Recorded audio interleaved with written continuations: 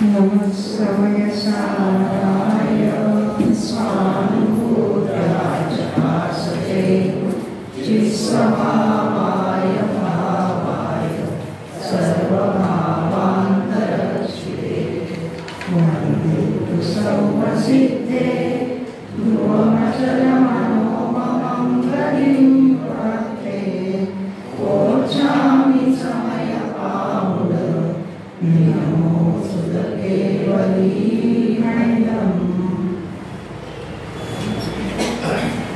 समयसार ग्रंथाच्या स्वाध्यायामध्ये आपण पूर्वरंगाच्या स्वाध्यायाच्या सुरुवातीच्या 4-5 गाथा आपण वाचल्या.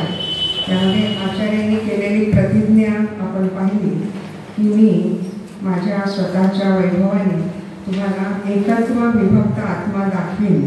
ही त्यांची प्रतिज्ञा आपण मागच्या गाथेमध्ये पाहिली. आता प्रश्न होता शिष्याचा की तुम्ही जे एकत्व विभक्त म्हणता तर तो कोण आहे? कहा असो शुद्ध आत्मा एकीचे. हा शुद्ध आत्मा कसा आहे, कोण आहे हे सांगा. आता बाकीचं नको आम्हाला शुद्ध आत्मा नेमका कसा आहे सांगा. आत्मा तर आम्ही सगळे आहोत, पण तुम्ही जो सांगताय शुद्ध आत्मा तो तर काही आम्ही कधी पाहिला नाही, आमच्या परिचयाचा नाही. तुम्ही आता त्यात वेगळं काय सांगणार आहात ते सांगा. आणि म्हणून आपण गाथा क्रमांक 6 सुरू केली होती. एकदा आपण म्हणू 6वी गाथा.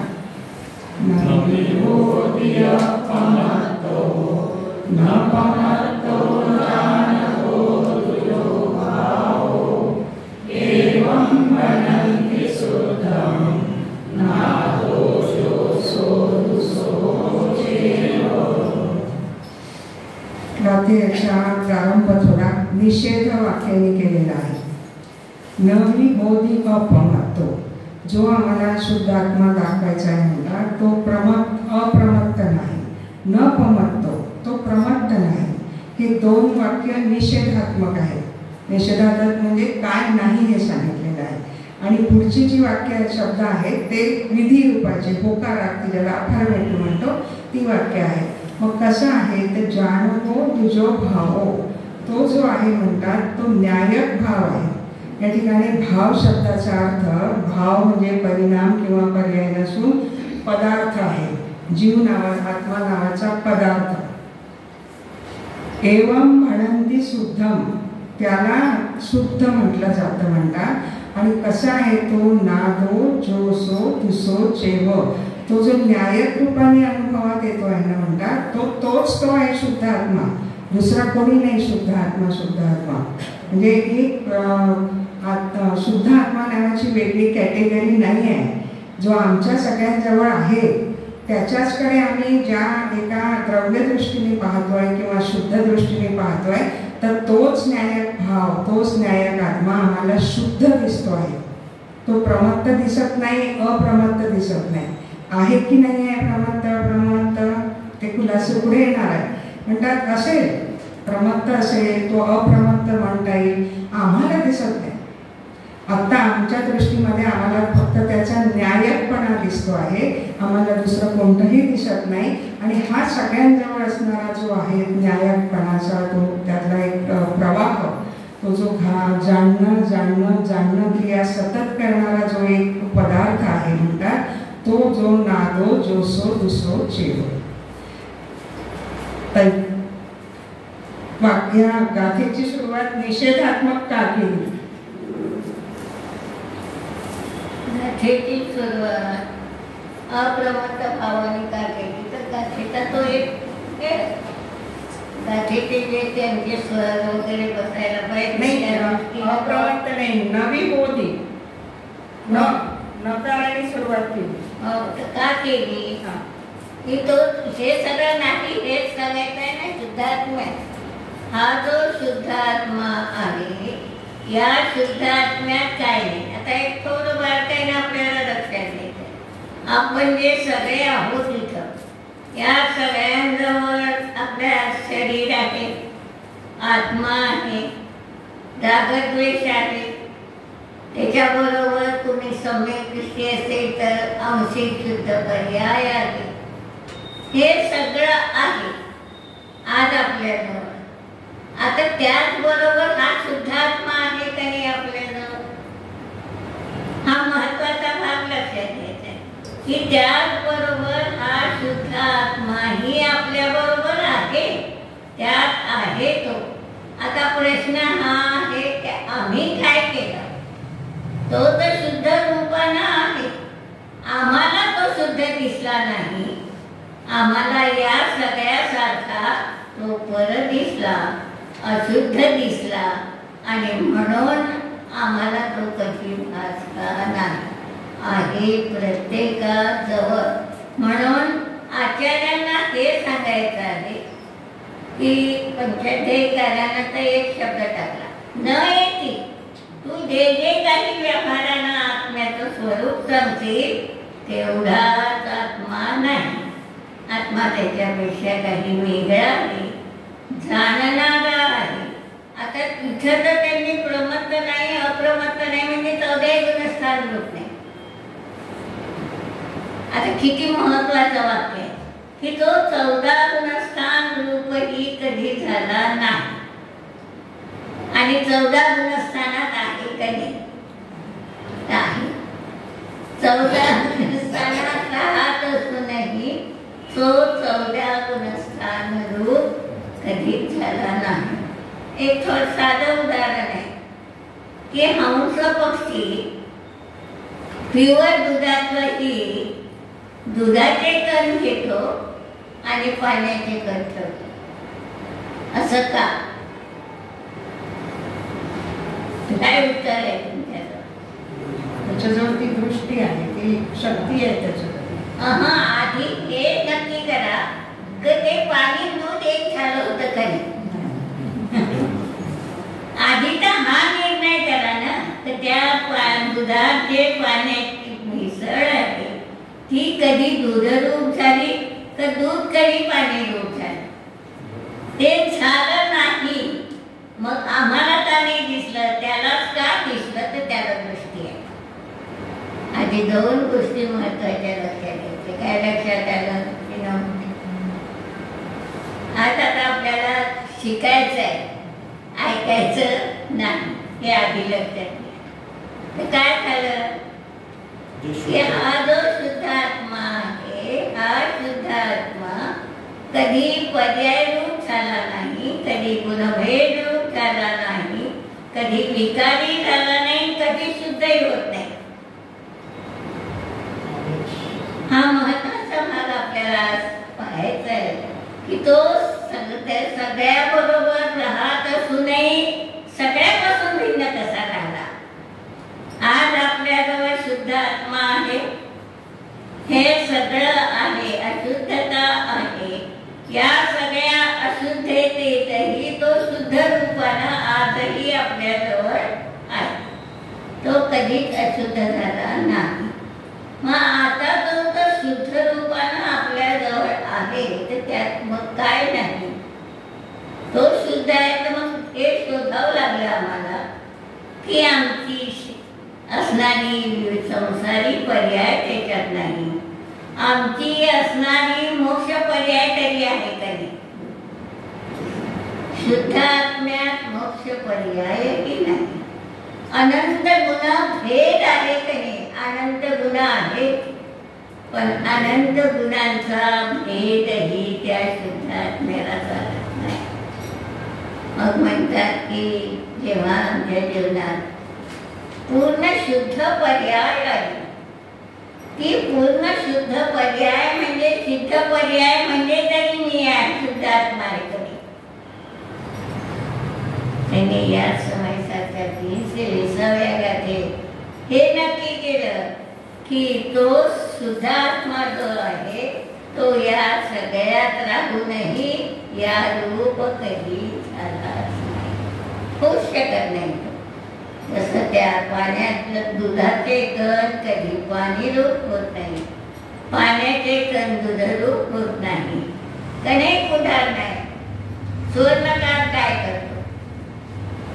त्याला आधी घासून पाहावं लागते सोनं. तो पाहिल्याबरोबर सांगतो की यात किती वट्टा आहे आणि किती प्युअर सोनं आहे. का सांगितलं? त्यांनी का सांगितलं? का सांगू शकला? आम्हाला का नाही दिसलं? तर त्यात ते स्वतंत्र होतं. त्यात असणारे तांब्याचे कण वेगळे होते, सोन्याचे कणही वेगळे होते. आधी तो निर्णय करतो आणि त्या निर्णयावरून तो सांगतो की याच्यात एवढा पट्टा आहे, एवढं सोनं आहे. तसं म्हणतात हा प्युअर शुद्धात्मा कधीही कोणत्याही भेदरूपाचा झाला नाही, प्रमत्त झाला नाही, अप्रमत्त झाला नाही. प्रमत्तात 1 ते 6 गुणस्थान आले, म्हणजे मिथ्या दृष्टीपासून तर मुनीपर्यंत ते सगळे जीव आले. अप्रमत्तात काय आहे? 7व्या गुणस्थानापासून तर 13व्या गुणस्थानपर्यंतचे सगळे जीव आले. तर म्हणतात ह्या सगळ्या अवस्था या शुद्धात्म्यात नाही, या सगळ्या अवस्थेत तो राहतो आणि तरी तो पृथक राहतो. ही एक खूप त्याची मोठी अवस्था आहे की त्यात राहूनही तो कधी अशुद्ध होत नाही. म्हणून न होती याला खूप महत्व आहे की तो प्रमत्तही होत नाही आणि तो अप्रमत्तही होत नाही. कोणत्याही प्रकारचा भेद त्याच्यात नाही. होदी हे विशेष, होदी हे क्रियापदाचा अर्थ काय? होदी होतो, असणं आणि होणं, यात काय फरक आहे? असणं आणि होणं, क्रियापद वेगळी आहे, अर्थ वेगळा असेल. असणं काय निघतो? जी गोष्ट नेहमी असते ती असते, त्याला आपण असते म्हणतो. आणि जी होते म्हणजे नव्हतं आणि आलं, त्याला होणं म्हटलं जातं. आचार्याने विशेषण ठेवलंय, क्रियापद ठेवलाय होदी. होदी म्हणजे तो होतो, तो नाही आहे, स्वभाव नाही आहे त्याचा, प्रमत्त अप्रमत्तपणा, पण पर्यायित होतो. आणि आम्हाला अनादी काळापासून परिचय पर्यायीचाच आहे. आणि तोही कोणत्या? प्रमत्त, कधी अप्रमत्त, अगदी क्वचित, पण जास्तीत जास्त परिचय प्रमत्त. आता ह्या शब्दाचा अर्थ थोडा खुलासा राहिला आहे. प्रमत्त हा शब्द त्याचा खुलासा आहे प्रमाद. निश्चय आणि प्रमादाची व्याख्या अशी आहे की आपल्या स्वरूपाचं विस्मरण, त्याला निश्चय आणि प्रमाद ही व्याख्या. आपलं स्वरूप काय याचं जेव्हा विस्मरण झालं तेव्हा तो प्रमादी झाला. व्यवहाराने प्रमाद अनेक प्रकारचे आहेत, 15 प्रकारचे आहेत. विकथा आहे, चोरकथा वगैरे ते सगळं आहे, निद्रा, या सगळ्या गोष्टी येतात. धर्मकार्यातला अनुत्साह तोही प्रमादात जातो. पण या ठिकाणी आपल्याला निश्चयाचा प्रमाद पाहायचा आहे. तर हा जो प्रमाद आहे म्हणतात, तो प्रमादाचा 2 ठिकाणी यांनी 2 अर्थ केले. अमृतचंद्राचार्यांनी शुभ अशुभ भाव घेतला प्रमादात, आणि जयचंदजी छापरा ज्यांनी याचे टीकेचं पहिलं भाषांतर केलं होतं 300 वर्षांपूर्वी, त्यांनी बुद्धिपूर्वक अबुद्धिपूर्वक हे केलं. आता बुद्धिपूर्वक आणि अबुद्धिपूर्वक आपल्या या नोट्समधला 3रा पॉईंट आहे आपल्यासमोर. पहिल्या 2 याच्यामध्ये विधी रूपाने कथन केलं, जे काही मी आपलं सगळं सांगितलं ते, आणि निषेध रूपाने कथन का करायचं त्याचाही खुलासा ताईंनी केला. आम्हाला परिचयच त्याचा होता, प्रमत्तपणा अप्रमत्तपणाचा. मग ते नाही हे सांगणं भाग आहे, म्हणून निषेधात्मक कथन आलं. प्रमत्तचा अर्थ आहे बुद्धिपूर्वक रागद्वेष, आणि अप्रमत्तचा अर्थ केला आहे अबुद्धिपूर्वक रागद्वेष. तर आता बुद्धिपूर्वक आणि अबुद्धिपूर्वक मध्ये काय फरक आहे? आम्ही रागद्वेष करतो ते बुद्धिपूर्वक करतो की अबुद्धिपूर्वक करतो? ठरवून भांडण करतो, न ठरवता करतो, कशाला म्हणायचं बुद्धिपूर्वक अबुद्धिपूर्वक? तर त्याचा साधी व्याख्या आहे, जे रागद्वेष किंवा जे आपले भाव, विभाव, परिणाम, विकार आपल्याला स्वतःलाही ज्ञात होतात आणि अन्यांनाही ज्ञात होतात, ते झाले बुद्धिपूर्वक. जसं मला क्रोध आला, मी चिडले, हा मलाही जाणवला, आणि क्रोधामध्ये मी जे काय बोलले, केलं, हाताने, कृती, शरीराने, ते समोरच्यालाही कळलं. ज्याच्यावर चिडली मी त्याला कळलं, आजूबाजूच्या नाही कळलं. तर या ठिकाणी हे झालं बुद्धिपूर्वक झालेले. पण त्याही वेळेला माझ्या पर्यायीमध्ये कर्माचा उदय सुरू होता. क्रोध कर्माचा उदय आल्याशिवाय क्रोधभाव होत नाही. पण केवळ क्रोध कर्माचा उदय नव्हता, एक बाह्य निमित्त होतं. माझ्या मुलाने माझं ऐकलं नाही म्हणून मी त्याच्यावर चिडले, हा झाला माझ्या समोरचा बाह्य निमित्त. पण त्याही वेळेला माझ्या क्रोध कर्माचा उदय होता म्हणून मला क्रोध आला. मुलांनी माझं ऐकणं किंवा न ऐकणं हे बाह्यनिमित्त नियामक नसते. कधी कधी काय होते बघा, एखादी गोष्ट मुलगा करतो तेव्हा आपण चिडतो आणि तीच गोष्ट मुलांनी पुन्हा कधी केली तर नाही चिडत, असे शक्य असतं. त्यांनी एखादं काहीतरी फोडलं वस्तू, चिडलो आपण, रागवलो, बोललो, त्या ठिकाणी काय झालं, त्याचे निमित्त केलं आपण चिडण्यासाठी, उदय होताच क्रोध कर्माचा. आता पुन्हा कधीतरी घरामध्ये पाहुणे बसलेले असताना त्यांनी फोडलं. आता काय केलं आपण, राहू काही उचलून टाकलं, ते सगळं केलं. काय केलं, तीच क्रिया झाली, पण आता आम्ही शांत राहण्याचा प्रयत्न केला, शांत राहिलो. काय झालं यावेळेला, ते नियामक निमित्त नाही झालं की मुलाची कृती मीच आम्हाला क्रोध येईल असं नाही, पण क्रोध कर्माचा उदय असेल तर निश्चित क्रोध येईलच म्हणतात. तर तो जेव्हा असतो केवळ क्रोध कर्माचा उदय, बाहेरचं काही निमित्त नसतं, तेव्हा त्याला अबुद्धिपूर्वक म्हणतात. जसं आत्ता आपण इथे सगळे बसलो, आपली क्रिया चालू आहे स्वाध्यायाची, या आत्ता आपल्याला या 4 कशापैकी कशाचा तरी उदय आहे की नाही, क्रोध, मान, माया, लोभ, एक समय तरी आहे का असा की उदय नाही आपल्याला, आहेच. पण कसा आहे तो आता, ना तुम्हालाही जाणवत ना आम्हालाही जाणवत, म्हणजे तुमचा तुम्हाला नाही, इतरांना नाही, पण उदय चालू आहे, त्याच्याशी तुम्ही तन्मय नाही आहे, म्हणून तो अबुद्धिपूर्वक झाला. आणि तुम्ही तन्मय झाला आहात, परनिमित्तही आहे तुमच्या समोर, कर्मोदयही आहे, तर तो बुद्धिपूर्वक. म्हणून हे 2 शब्दाचा खुलासा आहे, बुद्धिपूर्वक आणि अबुद्धिपूर्वक. जे असतात परंतु स्वतः स्वपरासही ज्ञात होत नाही, फक्त कर्मोदय मात्र निमित्त असते, ते अबुद्धिपूर्वक. तर म्हणतात आत्मा हा बुद्धिपूर्वक रागद्वेष करणार आहे, हे अबुद्धिपूर्वक करणार आहे. तर म्हणतात ते पर्यायात असेल, आम्ही नाकारत नाही, पण न्यायक भावात ते नाही. न्यायक भाव ना बुद्धिपूर्वक रागद्वेष करतो ना अबुद्धिपूर्वक करतो. सुरुवातीला सांगून टाकतो. पुढचा उत्तरार्ध जाणवो दुजो भाव, यातला भाव शब्द काय दाखवतो, परिणाम दाखवतो की पदार्थ दाखवतो? जो ज्ञानभो जो भाव, जो न्यायक आहे तोच न्यायकच आहे, भावच आहे. म्हणजे न्यायक आत्मा कधीच पर्यायरूप झाला नाही, तो सदासाठी न्यायकच राहिला. हे त्यातून त्यांना सांगायचं की आत्मा हा जो शुद्ध आत्मा आहे त्याच्या पर्यायी होतील का नाही, त्या म्हणतात त्याच्या पर्यायी होत नाही. पण आम्ही जोपर्यंत त्याच्याकडे पाहत नाही तोपर्यंत तो आमच्या काही नाही. आपणही म्हणतो की जोपर्यंत तो मुलगा आपल्याला विचारत नाही तर तो माझा नाही, आता त्याचा काय माझा संबंध आहे. तसं हे म्हणतात की जोपर्यंत आमची पर्याय या शुद्ध आत्म्याकडे पाहत नाही, असून त्याला दिसत नाही, अशी जेव्हा आमची अवस्था येते ती अवस्था म्हणजे प्रमत्त. पण असं का व्हावं, आमच्याजवळ शुद्ध आत्मा आहे तो आम्हाला का न दिसावा? हा एक खूप महत्वाचा भाग आहे की आता खूप मागे जावं लागेल की एक मिथ्यात्व नावाचं असं काही आपल्या जीवन शास्त्र आहे की आम्हाला तो दिसत नाही. मिथ्यात्वानं आमची दृष्टी अशी वेगळी झाली आहे. जसं आपण म्हणतो काळी झालेल्या व्यक्तीला सगळं पिवळं दिसते, वस्तू पिवळ्या असतात, तर काळी झालेला आहे तसं आमच्या दृष्टीला वस्तू जशी आहे तशी पाहायची सवय राहिली नाही. कधी आमच्या दृष्टीत जशी वस्तू नाही तशी पाहायची सवय झाली आम्हाला. कधी घर, दार, पुत्र आपला झालाय,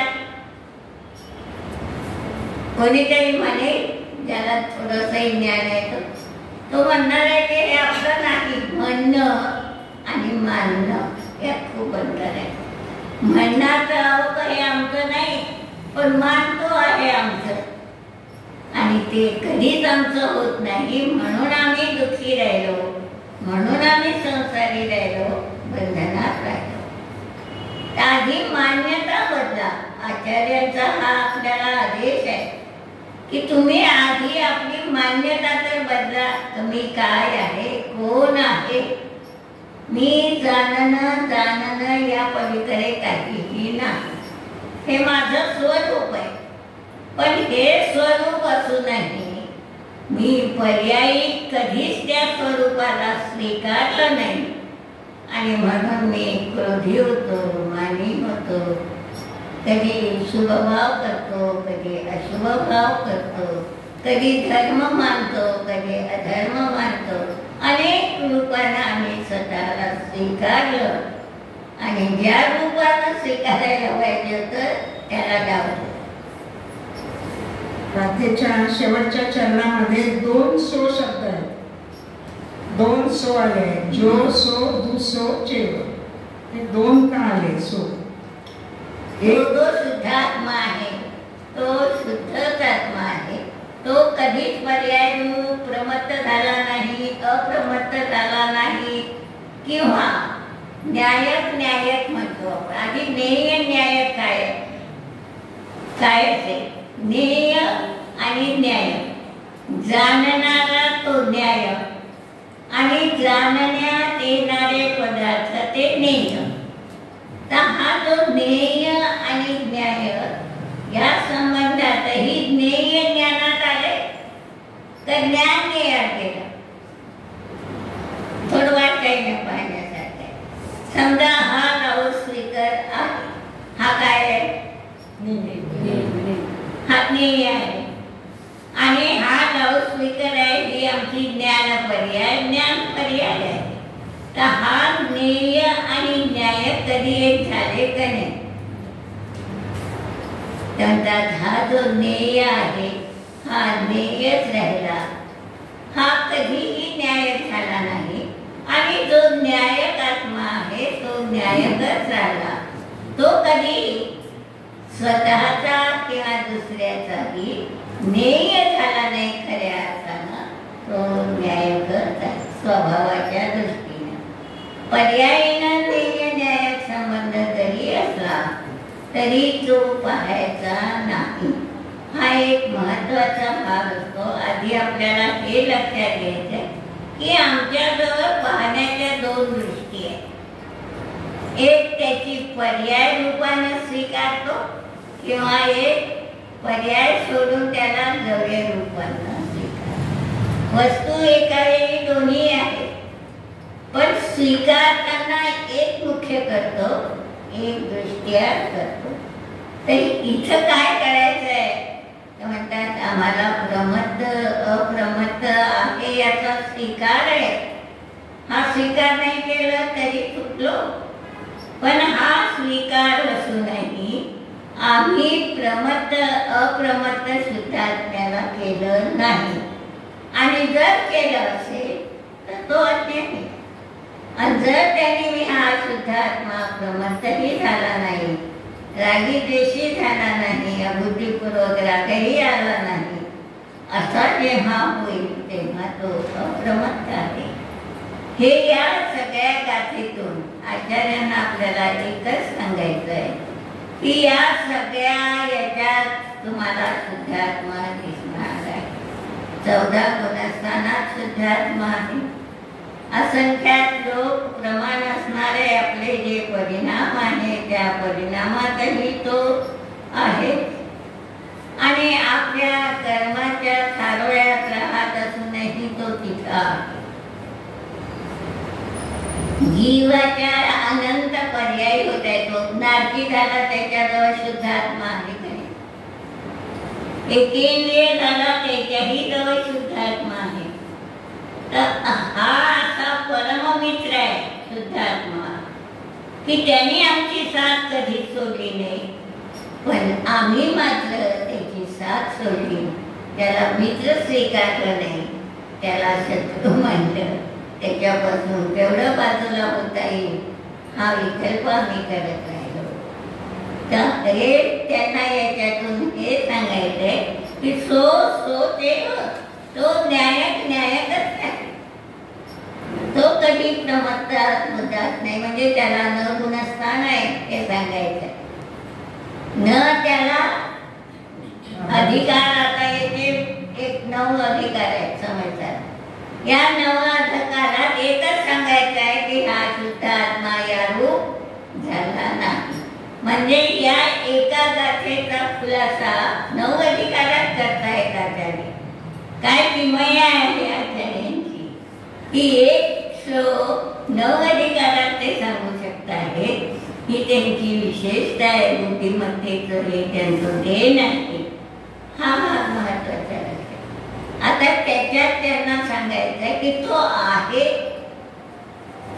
हे कशावरून करायचं. आम्हाला तर कधीच दिसला नाही. तर आत्मा दिसेल का नाही? काय उत्तर आहे तुमच्या? दिसेल आत्मा कधी? का नाही दिसणार? नाही म्हटलं तर का नाही दिसणार? डोळ्याने काय दिसते? वर्ण दिसतो. आत्म्यात वर्ण नाही. म्हणून आत्मा तुम्हाला डोळ्याने कधी दिसणार नाही. पण आत्मा अनुभवात आल्याशिवाय राहत नाही. थोडं बारकाईनं थोडं पाहायचं झालं. मी हे सर्व नाम कुणासाठी येते? जीवासाठी.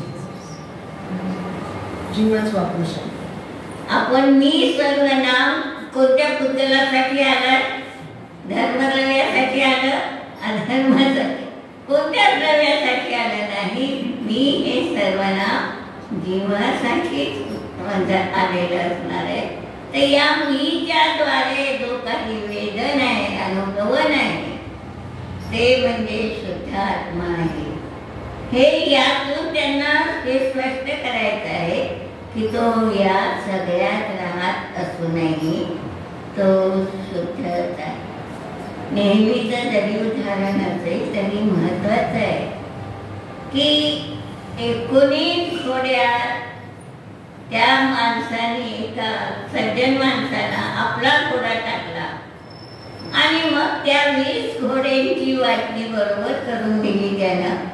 आणि त्या 20 घोड्यांची वाटणी बरोबर केली तर त्यांनी असं सांगितलं होतं त्यांच्या वडिलांनी त्या मुलांच्या की मुलाला अर्धा हिस्सा द्यायचा, त्यातला 1 पाव हिस्सा नोकराला द्यायचा आणि 1 पंचमांश हिस्सा नोकराणीला द्यायचा. आता किती झाले? 19 घोडे झाले. याचा घोडा जसाच्या तसाच राहणार ना. 20 घोडे असूनही खूप महत्वाचा दृष्टांत आहे तो. पुन्हा पुन्हा येत असला तरी त्यात असणारं मोल आपल्या लक्षात घ्यायचं आहे की तो 19व्या घोड्यातच वाटणी झाली. 20वा घोडा तसाच राहिला. तसं हे आमचे सगळे हे राग, द्वेष, विकार, भाव, शुद्ध पर्याय, अशुद्ध पर्याय हे सगळं असूनही हा शुद्धात्मा शुद्धच राहिला, न्यायगत राहिला. आज म्हणून आम्ही त्याची कधी उपासना नाही केली, आम्ही पाहिलं नाही. हा आमचा अपराध आहे. आणि हा अपराध सुटावा म्हणून समयचा शिकायचा आहे. समयसाला दुसरं काही नाही सांगायचं आहे की हा जो अपराध आम्ही आयुष्यभर करत आलो की ज्याच्याकडे आम्ही पाठ फिरवली आहे अशा त्या शुद्ध आत्म्याला पाहायला शिका. तरच तुम्ही शुद्ध बनाल. शुद्ध तर बनायचं आहे सगळ्यांना आणि शुद्ध आत्म्याला पाहायचं नाही. ही शोकांतिका आपल्या जीवनात होती, ती त्यांना घालवायची होती. आणि म्हणून त्यांनी एक महत्वाचा शब्द ठेवला, एवं म्हणंती शुद्धम. तोच खरा शुद्ध आहे की जेव्हा आम्ही त्याला शुद्ध स्वीकारलं तोपर्यंत आम्ही त्याला अशुद्ध रूपात स्वीकारलं. म्हणजे शुद्ध आत्म्यालाही शुद्ध आत्मा ठेवलं नाही. हा महत्वाचा भाग या गाथेतून आचार्यांना स्पष्ट करायचा आहे. गाथेचा अर्थ त्यांनी पूर्ण विशद करून सांगितला. टीकेचा बराचसा भाग त्यात आला आहे तरी पण आपण एकदा संस्कृत टीका वाचते. आधी गाथा पूर्ण नाही झाली ना. झाली ना. एवं म्हणून ते सुद्धा म्हणजे काय का तू सांगून दे.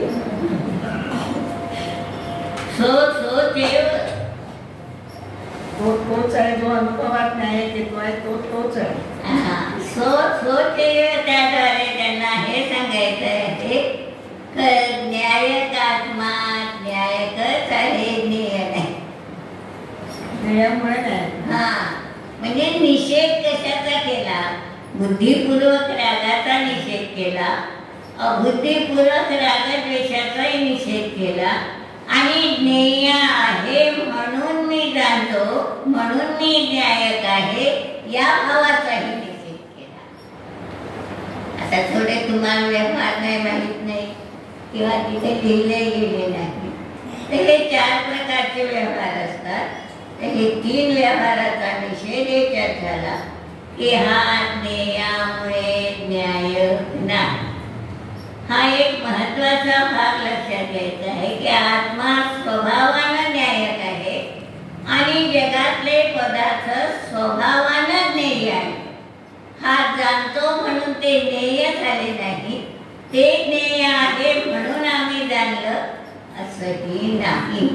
ही महत्वाची देण त्याच्यातून, म्हणजे त्यांनी त्या व्यवहाराचाही निषेध केला की ज्ञेय न्यायक संबंध असूनही, माझे वाक्य थोडे लक्षात घ्या, ज्ञेय न्यायक संबंध असूनही ज्ञेय न्यायक झाला नाही, न्याय कधी ज्ञेय झालं नाही. ज्ञेयामुळे न्यायकत्व ही संकल्पना आहे. आपल्याला एक प्रश्न असतो नेहमी की आत्मा ज्ञानी आहे, पण काही जाणायलाच नसेल तर त्याला काय ज्ञान, काय कामाचं त्याचं? त्याच्यासमोर काहीच वस्तू नाही, कोणतंच ज्ञेय नाही, कोणताच पदार्थ नाही, तर त्याचं ज्ञान काय कामाचं? तो कशाला जाणेल? आणि जाणायला काही नसेल तर त्या ज्ञानाला अर्थ काय आहे की नाही? बरोबर. जर आमच्या समोर काहीच नाही असेल, कल्पना करा, काहीच नाही, जगामध्ये शून्य आहे, आणि आत्मा जाणतो, कशाला जाणतो? आणि जाणतो म्हणा तर काही ना काही समोर असल्याशिवाय त्याच्यात त्या वस्तूला जाणलं असं म्हटलं जाणार नाही. हा असतो ज्ञेय न्यायक संबंध सांगताना की मी या पुस्तकाला, म्हणजे हा मी म्हणते की हे पुस्तक आहे, त्यावेळेला काय केलं, माझी ज्ञान पर्यायी या पुस्तकाला अन्य ज्ञेयांपासून पृथक केलं. हे जेव्हा पुस्तक आहे हे म्हणते मी, त्यावेळेला हे पुस्तक आहे म्हणजे हे टेबल नाही, हा माईक नाही, ही खुर्ची नाही किंवा ही सतरंजी नाही, हे सगळे त्याच्यामध्ये गृहीत आले. एक अफर्मेटिव्ह सांगितलं की हे पुस्तक आहे. माझं ज्ञान त्या ज्ञेयाच्या आकाराने परिणमित झालं, ज्ञेय उठून ज्ञानात आलं नाही. माझं ज्ञान माझ्या प्रदेशात आहे आत्म्याच्या, ते पुस्तकात आलं नाही. पण तरीसुद्धा ज्ञान पर्यायीचा आकार म्हणा किंवा त्यावेळेची त्याची परिणाम म्हणा या पुस्तकाच्या आकाराची झाली. आकार म्हणजे प्रत्यक्ष आकार नाही, ते जाणलं तो आकार, त्याला ज्ञेयाकार म्हणतात. एक असतो ज्ञेयातला आकार, तो वस्तूतला ज्ञेयाकार, आणि एक असतो ज्ञानातला ज्ञेयाकार, म्हणजे जेव्हा ज्ञान त्या ज्ञेयाला जाणतं तेव्हा ज्ञानाच्या पर्यायाला म्हणतात ज्ञेयाकार झाली. पण दोघं आपापल्या स्वतःच्या शक्तीने त्या त्या वेळेला काम केलं. ह्या ज्ञेयाने कोणीतरी जाणावं म्हणून हे ज्ञेय नाही झालं, त्याची स्वयं त्याच्यामध्ये एक गुण आहे. आपण पाहिलं आहे सामान्य गुणामध्ये प्रमेयत्व नावाचा गुण आहे की कोणत्या ना कोणत्या ज्ञानाचा विषय होणं ही प्रत्येक वस्तूची, द्रव्याची स्वतःची शक्ती आहे, आत्म्याने टाकली नाही. एका द्रव्याने दुसऱ्या द्रव्यामध्ये ती शक्ती टाकायचा प्रश्नच येत नाही. 6ही द्रव्यांमध्ये प्रमेयत्व गुण आहे. प्रमेय म्हणजे कोणत्या तरी ज्ञानाचा विषय होण्याची क्षमता, आणि आत्मा असा आहे की तो त्याच्या ज्ञान पर्यायीला कोणत्या तरी ज्ञेयाचा विषय, कोणता तरी ज्ञेय विषय करतो, पण ना तो ज्ञेयात जातो ना ज्ञेय त्याच्या ज्ञानात येते, आणि म्हणून ज्ञेयामुळे तो न्यायक झाला असं नव्हे. तो सहज त्याचा स्वभाव आहे ज्ञानाचा की तो जाणे, आणि ज्ञेयाचा सहज स्वभाव आहे की ते ज्ञानामध्ये येईल. म्हणून ज्ञेयामुळे न्यायकत्व नाही, पण न्यायक आहे या शब्दामध्ये आपल्याला ज्ञेयाची अपेक्षा असल्यामुळे हा खुलासा करावा लागला की जरी आत्मा न्यायक आहे तरी त्याच्यामध्ये ज्ञेयाचा संबंध आला म्हणून न्यायक नाही, तो स्वभावाने न्यायक आहे. ज्ञान गुण जीवाचा जो आहे त्या ज्ञान गुणाला कोणी निर्माण केलं, कुणाच्या निमित्ताने ज्ञान गुण आला, जीवामध्ये ज्ञान गुण कोणी टाकला, किंवा कोणत्या कर्माच्या क्षयोपशमाने क्षयाने तो आला. गुण कोणत्याही कर्माच्या क्षयाने क्षयोपशमाने आला नाही. गुण स्वतः सिद्ध आहे, आपल्याला टीकेत येणार आहे. त्या गुणाची जी पर्याय होणार आहे त्या पर्यायीला जरूर निमित्त आहे.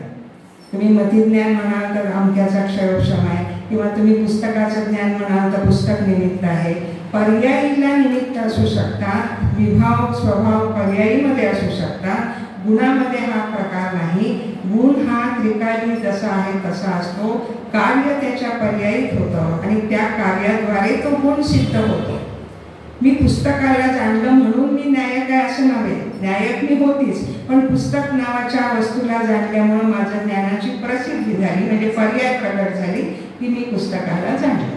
तर हा नेय न्यायक संबंधाचा खुलासा या ठिकाणी पाहिला.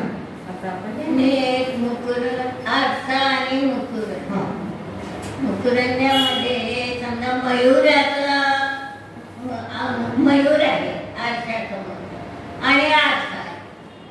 आरशातही मयूर आहे आणि इथं असणारा खरा मयूरही आहे.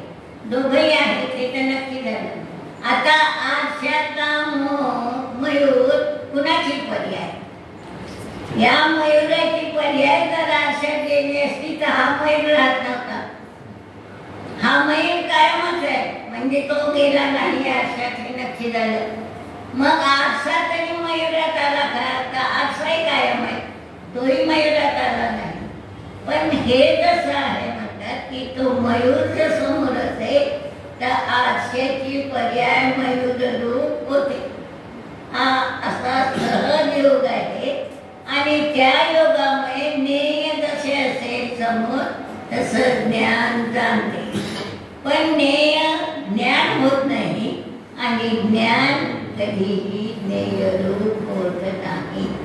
म्हणून नेय न्यायक संबंध असूनही पृथक पाहायला शिका. आम्ही काय केलं, नेय न्यायक संबंधानं नेयामुळे न्यायक झाला किंवा न्यायकामुळे वस्तू नेय झाली. आम्ही गुणच नाही मानला ना. प्रत्येक वस्तूच्या ठिकाणी एक प्रमेय तो नावाचा गुण आहे की जो कोणत्या तरी ज्ञानाचा ज्ञेय होईलच. तुम्ही जाणा नका जाणू, तो ज्ञेय आहे. या रूपानं हा भाग लक्षात घ्या. म्हणतात की ज्ञेयामुळे हा जीव न्यायक आहे, हाही व्यवहार आहे, हाही आपल्याला सोडावं लागेल. मी न्यायक माझ्या स्वभावानं आहे, स्वभावानंच राहणार आहे आणि स्वभावानंच होतो. आता हा जो दृष्टांत झाला त्याच्याशी संबंधितच वाक्य आपल्याला टीकेमध्ये येणार आहे, म्हणून याच्याशी जोडून ते थोडंसं घेऊन घेऊ. टीका वाचायचीच आपल्याला, छोटी आहे आणि समजायला कठीण नाही. आता ताईने दृष्टांत दिला की आरशात मोराचं प्रतिबिंब दिसते आहे. मग मोर सुंदर असतो ना, मग आरसा सुंदर झाला की नाही, किंवा आरशाला आनंद झाला की नाही? सुंदर वस्तूचं प्रतिबिंब दाखवलं मी आणि आता एक कुरूप वस्तू आली त्याच्यासमोर, तर कुरूप वस्तूचं प्रतिबिंब आरसा दाखवेल की नाही? आणि दाखवेल तर त्याला वाईट वाटेल की नाही? पर्याय कोणाची झाली? प्रतिबिंब ही पर्याय कोणाची? वस्तूची की आरशाची? आरशाची. प्रतिबिंब वस्तूचं, पण ते प्रतिबिंब ज्यात पडलं ती पर्याय आरशाची. आरसा त्या रूपानं परिणमला, पण ना त्याला सुख झालं ना दुःख झालं. आता तुम्ही म्हणाल आरसा का जीव आहे, आरसाला काही सुख दुःख व्हायचा प्रश्नच येत नाही म्हणतात. त्यांनी दृष्टीचं उदाहरण ठेवलं डोळ्याचं. डोळा अग्नीला पाहतो, डोळा गरम होतो. डोळा बर्फाला पाहतो, बर्फाचे पहाड पाहतो, डोळा थंड होतो का? तर म्हणतात डोळा न्यायक आहे, डोळ्यांनी प्रतिबिंब झलकवलं त्याच्यामध्ये, परंतु डोळा ना गरम झाला ना थंड झाला. डोळ्यांनी फक्त ते प्रतिबिंब दाखवलं. आरसा जसा निष्क्रिय राहून दाखवतो तसं निष्क्रिय राहून त्यांनी दाखवलं. जीवाचा फरक आहे, दृष्टांत तेवढाच घ्यायचा. तर त्या पद्धतीने म्हणतात की नेयामुळे येणारी अशुद्धता ही न्यायकामध्ये नाही. हा मुद्दा त्यांना स्पष्ट करायचा आहे पुढे. एक वाईट वस्तू आली तर तिच्या प्रतिबिंबाने आरसा वाईट झाला नाही, किंवा चांगली वस्तू आली तिच्या प्रतिबिंबाने आरसा हर्षित झाला नाही. नेयामुळे न्यायकात अशुद्धता येत नाही. नेयकृत अशुद्धता हा शब्द पुढे इथे येणार आहे.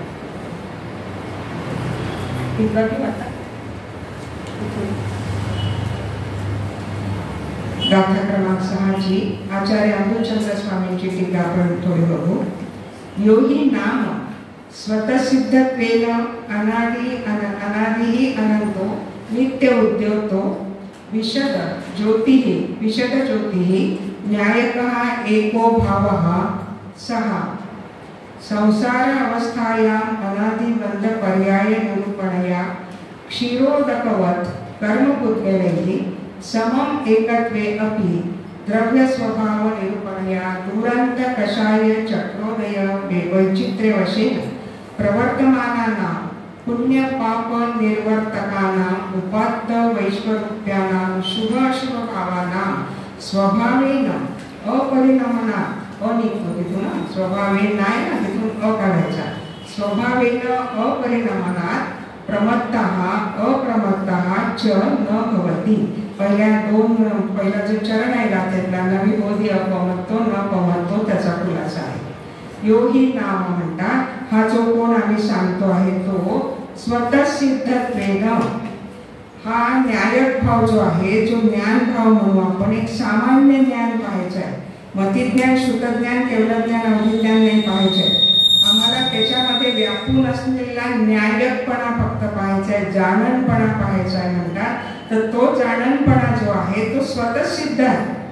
कुणी उत्पन्न केल्यामुळं आम्ही ज्ञानी झालो नाही, कुणी उत्पन्न नाही केलं म्हणून आम्ही व्हायचं राहिलो नाही, कोण्या कर्माची अपेक्षा नाही, निमित्ताची अपेक्षा नाही, कशाची अपेक्षा नसताना तो स्वतःसिद्ध न्यायक भाव प्रत्येकाजवळ आहे आणि म्हणून तो अनादि अनंत राहणार आहे. कधी संपेल तो भाव? सिद्ध शिलेवर गेल्यानं सिद्ध झाल्यानंतर न्यायक भाव संपेल की नाही? सिद्ध अवस्थेत न्यायक भाव संपेल का? नाही संपणार आहे. न्यायक भाव निगोदी अवस्थेपासून अनंत काळपर्यंत न्यायकपणा संपणार नाही. ज्ञानाचे पर्याय बदलतील. केवळ ज्ञान पर्याय आली आहे सिद्धांची, आपली शुद्ध ज्ञान मतिज्ञान पर्याय आहे, त्यांची पर्याय बदलली, त्याला निमित्त लागले पण न्यायकपणाला निमित्त नाही. आणि म्हणून स्वतःसिद्ध हा शब्द विशेषण आलं. अनादि अनंत टिकणार आहे, ज्याला निमित्त नसते, जो स्वभाव असतो ते अनादि अनंत असतो. नित्य उद्योत म्हणजे तो आताही सतत प्रकाशमान आहे आमच्या जवळ. नेहमी सांगत आले की आताही तो शुद्ध आत्मा तो न्यायक भाव नित्य उद्योत आहे. नित्यचा काय अर्थ घ्यायचा आहे? कोणत्या दशेची त्याला गरज नाही. हे शिकल्यानंतरच तो न्यायक भाव प्रगट होईल, तो ग्रंथ वाचल्यानंतर प्रगट होईल असं नाही. तो नित्य उद्योत आहे. तुम्ही बेशुद्ध अवस्थेत आहात की निद्रा अवस्थेत आहात याचा काही संबंध नाही. तो नित्य उद्योग आहे. विशद ज्योती अत्यंत स्पष्ट. नित्य उद्योगचा अर्थ काय? क्षणिक काय समजलो आपण? तो सदा प्रगट आहे, त्याला प्रगट करावं लागत नाही. की हा शुद्ध आत्मा नव्हता नाला तशी एक केवळ ज्ञान पर्याय किंवा मुनीची पर्याय नव्हती की आधी. अशा प्रकारचा हा शुद्ध आत्मा नव्हता तो येणार आहे की होता तोच राहणार आहे? काय आहे होता? नव्हता तो येत नाही किंवा जो होणार आहे तोही येत नाही. हा सदासाठी प्रगट आहे, तसाच्या तसाच आहे. त्याला मिळवायचं नाही, त्याला मिळवावं लागत नाही, त्याला सोडावं लागत नाही. तो आमची साथ कधीच सोडत नाही. तुम्ही त्याला लाथा मारल्या तरी तो तुमच्या जवळ आहे, तुम्ही त्याला गोंजारलं तरी तो तुमच्या जवळ आहे. म्हणून सदा उद्योत आहे, सदा आपल्या जवळ आहे. ही महिमा आली पाहिजे आपल्या जीवनात की अशा प्रकारचा हा शुद्ध आत्मा मी आहे. आम्ही कोणी पामर नाही, आम्ही एक शुद्ध आत्मा आहोत. ही पावर जेव्हा आमच्या जीवनात येईल तेव्हाच आम्ही शुद्ध आत्मा बनू शकतो. या एका विश्लेषणानं खूप मोठं तथ्य शुद्धात्म्याचं प्रगट झालेलं आहे की तो सदा शुद्ध रूपानं प्रगट आहे. तो कधी प्रगट शुद्ध व्हायचंही नाही त्याला, आणि शुद्ध नव्हता अशुद्ध होता असंही नाही. तो कधी अशुद्ध झाला नाही, कधी शुद्ध होत नाही. तो सदासाठी शुद्ध आहे. म्हणजे तो द्रव्यानं शुद्ध आहे, वस्तूंना शुद्ध आहे, पर्यायीची शुद्धता अशुद्धता त्याच्यात नाही. या एका नित्य उद्योत शब्दानं आचार्यानं हे महान सत्य समोर ठेवायचं. विशद ज्योती आहे, स्पष्ट प्रकाशमान आहे. जेव्हा आम्ही स्वतः एखादी गोष्ट केली म्हणतो किंवा आम्ही जाणलं म्हणतो त्यावेळेला हा न्यायभाव काम करत असतो की नाही. तर म्हणतात तो सतत प्रकाशमान आहे. आत्ता काम करत नाही आहे म्हणून तो प्रकाशमान नाही असं नाही आहे. एको भाव हा तो एक भाव म्हणजे तो एक पदार्थ असा आहे. न्यायक नावाचा तो पदार्थ सह तो पदार्थ कसा आहे म्हणतात ही झाली द्रव्यदृष्टी. पण आता पर्यायामध्ये कसा दिसतोय, संसार अवस्थायाम अनादिबंध पर्याय निरूपणया. संसार अवस्थेमध्ये अनादिबंध पर्यायाच्या परंपरेमध्ये क्षीरोदकवत, क्षीर म्हणजे दूध, उदक म्हणजे पाणी, दूध आणि पाणी जे मिसळलेलं असतं त्याच्यामध्ये आम्हाला एकपणा जो दिसतो त्याप्रमाणे म्हणतात कर्मपुद्गल आणि तो जीव यांच्यामध्ये आम्हाला एकपणा दिसत आहे. समम एकत्वे अपि आमच्या नजरेला वेगळं दिसत नाही. आता माझी मनुष्य पर्याय ही कशामुळे आली आहे, पुद्गल कर्माच्या उदयामुळे. बरोबर आहे. मनुष्य पर्याय स्त्री पर्याय कोणती म्हणा. आता मला माझी स्त्री मनुष्य पर्याय आणि माझा आतमध्ये असणारा शुद्ध आत्मा यांना वेगळं करता येतं का, वेगळे आहोत का आता आम्ही. म्हणतात नाही, क्षीरनीराप्रमाणे एक प्रदेश झाले आहे त्यांची. इतका निकट प्रत्यासक्ती आहे पुद्गलाची आणि जीवाची, कर्मवर्गणीची या पुद्गल कर्माची की आम्हाला ते नीरक्षीराप्रमाणे एकत्र दिसतात. समम एकत्वे अपि टाकला असूनही द्रव्य स्वभाव निरूपणया. आम्ही द्रव्य स्वभावाचं जर दृष्टीने पाहिलं, इकडे होतं पर्याय निरूपणया शब्द आणि इकडे सांगितला द्रव्य स्वभाव निरूपणया. दुरंत कषाय चक्रोदय वैचित्र्य वशेन. अत्यंत कठीण असं कषायाच्या चक्राच्या उदयाचं म्हणजेच कर्माच्या मोहनीय कर्माच्या उदयाच्या वशीभूत झाल्यामुळं प्रवर्तमानानाम आमच्या जीवनात उदयाला आले. म्हणतात काय आले, पुण्य पाप रूप अनेक भाव. कसे भाव तर नानाविध भाव, जणू काही विश्वरूप झालेले नानाविध भाव म्हणजे असंख्यात भाव आमच्या जीवनामध्ये येत राहतात. म्हणतात शुभ आणि अशुभ त्यांची कॅटेगरी होऊ शकते म्हणतात. परंतु या सगळ्यांमध्ये असूनही स्वभावेनं त्याचा स्वभाव कसा आहे, न्यायक भावाचा स्वभाव किंवा न्यायक जो पदार्थ जो आत्मा तो स्वभावाने अपरिणामनात, तो परिणामशील नाही. आता ताईंनी सांगितलं शुद्ध आणि अशुद्ध हे सापेक्ष शब्द आहेत. अशुद्ध कधी म्हणू आपण, शुद्ध काहीतरी नजरेत असेल तर, आणि शुद्ध का म्हणू तर अशुद्ध काहीतरी माहीत असेल तर. तर म्हणतात हे सापेक्ष शब्द आहे. आणि जिथे अपेक्षा आली तिथे आम्हाला हा न्यायक भाव दिसणार नाही. अपेक्षाच नाही आहे तिथे, पण आम्हाला समजत नाही म्हणून अशुद्धासाठी विरुद्ध म्हणून शुद्ध सांगावं लागतं. वास्तविक तो ना शुद्ध आहे ना अशुद्ध आहे, तो आहे आहे आहे आहे मूळ रूपात त्याच्या आहे फक्त. आणि म्हणून तो प्रमत्तः च अप्रमत्तः न भवती. तो ना प्रमत्त होतो, ना बुद्धिपूर्वक रागद्वेष करणार आहे, ना अबुद्धिपूर्वक रागद्वेष करणार आहे, ना शुभ भाव करणार आहे, ना अशुभ भाव करणार आहे. हे सगळं दिसलं कशामध्ये म्हणतात तर पर्याय निरूपणया. पर्याय दृष्टीने पाहिलं तर हे आहे, पण आम्ही शुद्ध आत्म्याच्या द्रव्य दृष्टीने पाहू तेव्हा हे काहीही दिसणार नाही. कधी दिसणार नाही, हे सगळं निघून गेल्यावर दिसणार नाही का. अशुद्ध पर्याय निघून गेले आमच्या, शुद्ध पर्याय आले त्यावेळेला दिसणार नाही म्हटलं तर बरोबर आहे. आत्ता दिसणार नाही म्हटलं तर बरोबर आहे का. सोनं खाणीमधून निघते जेव्हा, तेव्हा त्याला सुवर्ण पाषाण म्हणतात. ज्या खनिजामध्ये ते असते ओर, त्याच्यामध्ये सोन्याचे कण असतात, त्यावेळेला त्या सुवर्ण पाषाणाला सुवर्ण हा शब्द का आला. शुद्ध पर्याय आहे का तिथे सोन्याची, शुद्ध सोनं आहे का त्या दगडात, नाही. त्याच्यामध्ये अजून खूप प्रोसेस करावी लागेल तेव्हा निघेल असं आम्हाला वाटतं. पण म्हणतात नाही, त्याही वेळेला तिथं शुद्ध सुवर्ण आहे. ते शुद्ध सुवर्ण आहे हा विश्वास आला म्हणून तुम्ही पुढची प्रक्रिया करायला घेतली. जर त्याच्यात सोनं आहे शुद्ध हा विश्वासच नसेल तर पुढची प्रक्रियेची मेहनत कोण करेल. म्हणजे त्या अशुद्ध अवस्थेतही शुद्ध सोनं आहे हा विश्वास आला आम्हाला, म्हणून आम्ही पुढची प्रोसेस केली आणि मग ते कण वेगळे केले त्या खनिजामधून आणि त्यातल्या शुद्ध सोन्याचा भाग आमच्या समोर वेगळा आला. पण शुद्धतेचा विश्वास कधी करायचा? शुद्ध सोन्याचं बिस्किट असेल त्याला कोणी शुद्धच म्हणेल, 100%, 99% काय जे असते ते. शुद्धतेचा विश्वास कधी करायचा? ते अशुद्ध दिसत असताना अशुद्ध नाही आहे ते. त्याही वेळेला दगडामध्ये त्या खनिजामध्ये असणारं सोनं रूपानं शुद्धच आहे. पण अशुद्धता जी दिसते आहे आमच्या नजरेमध्ये त्यावेळेला त्या शुद्ध सोन्याचा विश्वास केला तर आम्हाला शुद्ध सोन्याची प्राप्ती होईल. त्याप्रमाणे म्हणतात हे सगळं पर्याय दिसत असतानाही आम्ही आमच्या शुद्ध न्यायक भावाचा विश्वास ठेवा तर तुम्हाला शुद्ध न्यायक भावाची प्राप्ती होईल. आचार्य आम्हाला खूप मोठा आत्मविश्वास देतात आहे. त्यांना माहीत आहे की आमची पर्याय अशुद्ध आहे. आचार्यांना माहीत नाही का? त्यांच्यापेक्षा अजून निकृष्ट पर्याय आहे. त्यांच्याजवळ कषायाचा अभाव तरी होता, 12 कषायांचा. आमच्याजवळ तर सगळे कषाय आहेत अजून.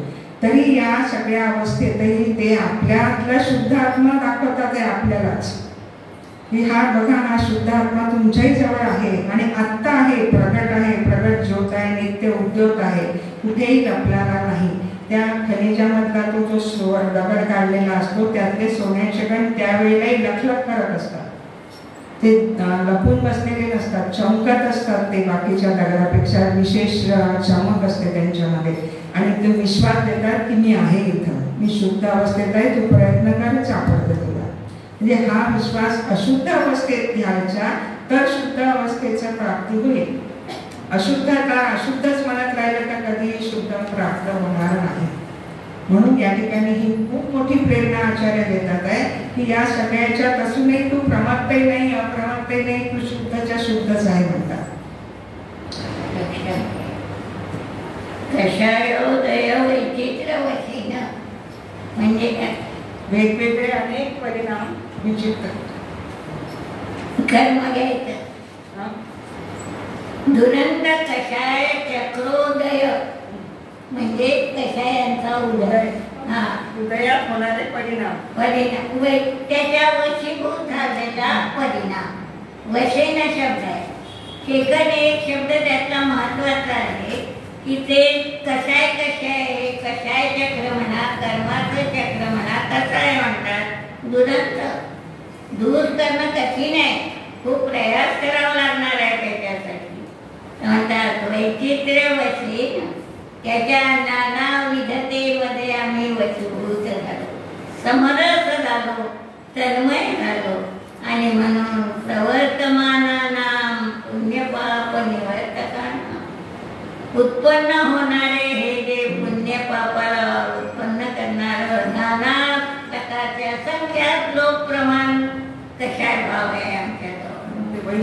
कर्माचे उदयही तेवढे आणि आमचे परिणामही तेवढे. किती असंख्यात लोक म्हणजे एका लोकाला असंख्यातानं गुणून जेवढे तेवढे ते तेवढ्या परिणामाला अशा वैश्वरूपानं नाना रूपाला धारण करणारे अशा शुभ अशुभ भावानां स्वभावेन अपरिणमनात. कोण इथं लावायचं? द्रव्य स्वभाव निरूपणया. द्रव्य स्वभावानं म्हणजे शुद्ध नयाच्या दृष्टीनं जर पाहिलं तर तो न शुभ झाला, न अशुभ झाला, न शुद्ध झाला. परिणमनात अप्रमत्तः न भवति. तो प्रमत्तही होत नाही आणि अप्रमत्तही होत नाही. हा भाग अत्यंत महत्त्वाचा त्यांना सांगायचा आहे की शुभ अशुभ भाव होतात कर्माच्या उदयानं. तर तो कर्माच्या उदयरूपही हा न्यायक आत्मा झाला नाही. त्या निमित्त होणाऱ्या शुभ अशुभ भावरूपही हा न्यायक आत्मा झाला नाही. हा न्यायक आत्मा या सगळ्यामध्ये त्याचा जर द्रव्य स्वभाव पाहिला तर तो न प्रमत्त आहे.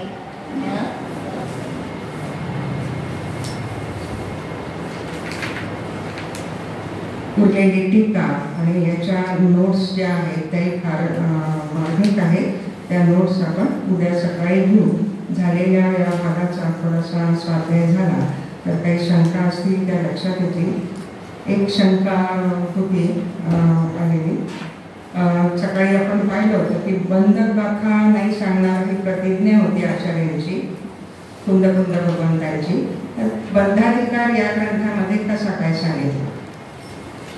शंका उठायलाच पाहिजे होती की बंधाधिकार कसा आला, मग बंधाची कथा सांगायची नाही. तर आपण जर या ग्रंथाच्या स्वाध्यायाच्या क्रमामध्ये बंधाधिकाराचं वाचन केलं तर लक्षात येईल की या संपूर्ण बंधाधिकारामध्ये आचार्यांनी आत्म्याच्या बाजूने आत्मा कसा स्वतः अपराधी होतो बंध करून घेताना हे कथन केलंय.